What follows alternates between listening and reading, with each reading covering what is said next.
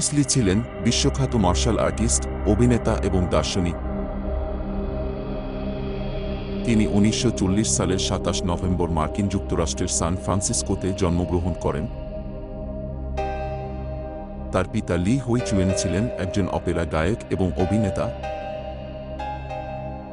শৈশবে হংকংয়ে বেড়ে ওঠার সময় ব্রুস লি মার্শাল আর্ট শেখা শুরু করেন। 18 বছর বয়সে তিনি যুক্তরাষ্ট্রে ফিরে যান এবং সিয়াটলে ওয়াশিংটন ইউনিভার্সিটিতে পড়াশোনা করেন। এখানেই তিনি নিজের অনন্য মার্শাল আর্ট স্টাইল জিট কুনেদো তৈরি করেন, যা গতি, নমনীয়তা এবং আত্মরক্ষার একটি কার্যকর পদ্ধতি। ব্রুস লি তার অসাধারণ শারীরিক দক্ষতা ও ক্যারিশম্যাটিক ব্যক্তিত্বের জন্য বিখ্যাত হয়ে ওঠেন। তার অভিনীত জনপ্রিয় সিনেমা মার্শাল আর্ট ফিল্মের ইতিহাসে যুগান্তকারী হয়ে আছে। 1973 সালের 20 জুলাই মাত্র 32 বছর বয়সে তিনি রহস্যজনকভাবে মৃত্যুবরণ করেন। অল্প সময়ের মধ্যেই তিনি মার্শাল আর্ট ও ফিল্ম ইন্ডাস্ট্রিতে এক কিংবদন্তি হয়ে ওঠেন।